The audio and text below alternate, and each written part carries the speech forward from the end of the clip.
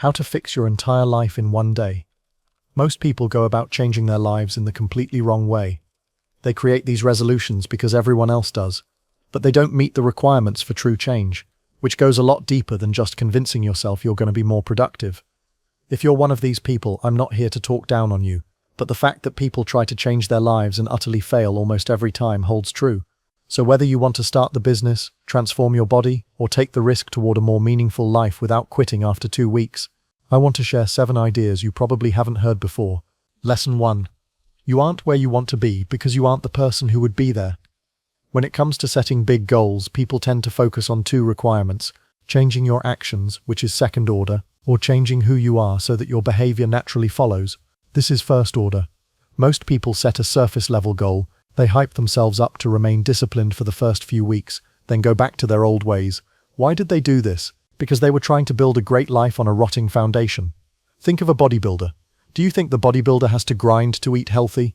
No, the truth is that they can't see themselves living any other way.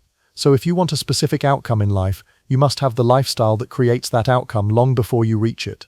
You say you want to become financially free and get healthy, but your actions show otherwise. If you want to lose 30 pounds, I hate to break it to you. You need to adopt the lifestyle that led to you losing the weight forever. You need to find a reason which pulls you away from your previous ways, or you will go straight back to where you started. When you truly change yourself, all of your habits that don't move the needle toward your goal become disgusting. The reality is, you are okay with your current standards because you are not fully aware of what they are or what they lead to. Lesson 2.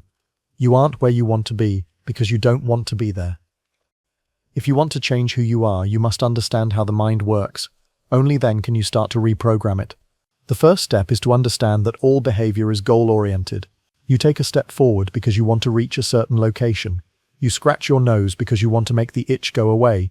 Those ones are clear, but most of the time your goals are unconscious. For example, if you can't stop procrastinating your project, you may justify it with the fact that you lack discipline. But as we said before, you are always attempting to achieve a goal, so in this case that goal could be to protect yourself from the judgment that comes from sharing your project. If you say you want to quit your dead-end job but never do, you may start to think you don't have enough courage. But the truth is that you are pursuing the goal of safety, or an excuse to not look like a failure to your family. The lesson here is that real change requires changing your goals. To do that, you need to change your point of view, because that's what a goal is. A goal is something you aim for in the future that changes what you notice. It helps you spot ideas and opportunities that can help you reach it. Lesson 4.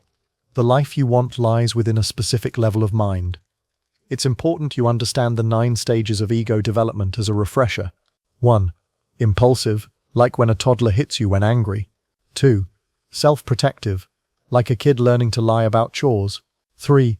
Conformist, you are your group, and its rules feel like reality. 4. Self-aware, you notice you have an inner life that doesn't match the exterior. 5. Conscientious, you build your own system of principles and hold yourself accountable to them. 6. Individualist, you see that your principles were shaped by context and start holding them more loosely. 7. Strategist, you work with systems while aware of your own involvement in them. 8. Construct-aware, you see all frameworks as useful. 9. Unitive, work, rest and play feel like the same thing. I would assume you hover between 4 and 8, which is a huge gap. If you're closer to 4, then you're really looking for a change. The good thing is it doesn't really matter what stage you are in. Moving through any of them follows a pattern. Lesson 5. Intelligence is the ability to get what you want out of life. Here is the formula for success: agency, opportunity, and then intelligence. If you have opportunities and agency, but you have low intelligence, then you will never be fully able to benefit from an opportunity. So what actually is intelligence? Intelligence is getting what you want out of life. Let's understand cybernetics to help you do that much faster. 1. To have a goal. 2. Act toward that goal.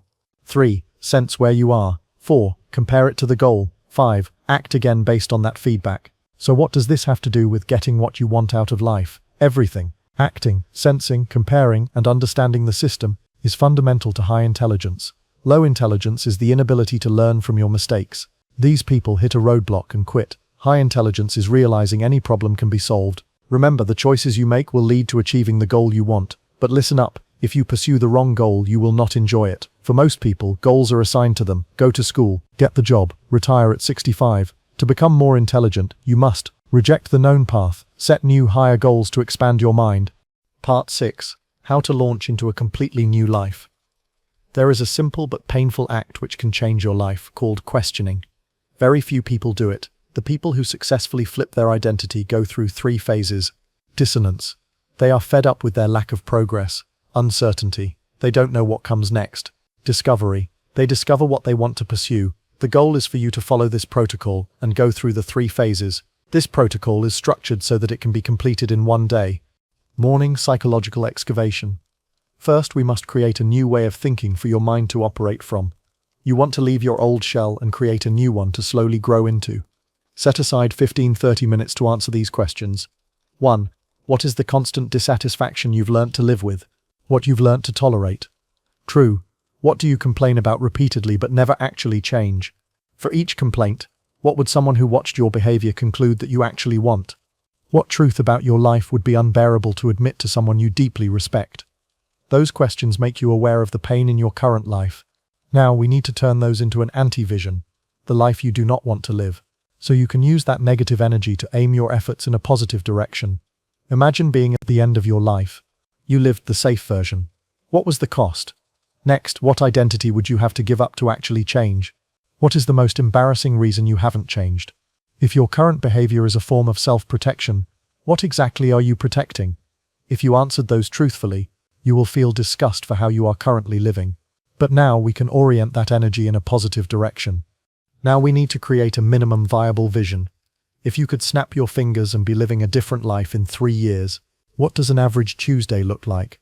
For example, I am the type of person who accepts all adventures. What is one thing you would do this week if you were already that person? Answer all of those first thing in the morning tomorrow, throughout the day, interrupting your autopilot. Now you want real change, not just journaling. But that's not going to happen if you don't break the current unconscious patterns. You aren't going to change by doing the same thing for the rest of your life. You need to consciously force a pattern break. Create reminders or calendar events in your phone. Include the question in the reminder or event so that you can immediately start thinking about it. 11 a.m. What am I avoiding right now by doing what I'm doing? 1:30 p.m. If someone filmed the last 2 hours, what would they conclude I want from my life? 7:30 p.m. What did I do today out of identity protection rather than genuine desire? Part 3. Evening, entering a season of progress. If you followed that process, you probably found some insights that could alter the course of your life. Now, we need to integrate them and act on them. What is the actual enemy? Name it clearly. Not circumstances, not other people. The internal pattern or belief that has been running the show. Write a single sentence that captures what you refuse to let your life become. This is your anti-vision. It should make you feel something when you read it. Write a single sentence that captures what you're building toward. This is your vision MVP. Lastly, we need to create goals. What would have to be true in 1 year for you to know you've broken the old pattern? Just one thing. What would have to be true in 1 month for the 1-year lens to remain possible? Daily lens. What are 2-3 actions you can do tomorrow that the person you're becoming would simply do? Lesson 7. Turn your life into a video game. Organize all of your insights into one coherent plan. Write down these 6 things. Anti-vision. The life I never want to experience again. Vision. The ideal life that I think I want. 1-year goal. What will my life look like in 1 year? 1-month project. What do I need to learn? What skills do I need to acquire? Daily levers. What are the tasks that bring my project closer? Constraints. What am I not willing to sacrifice? Why is this so powerful? These components literally create your own little world. You turn your life into a video game. The more you play the game, the stronger this force becomes, and soon enough it becomes who you are.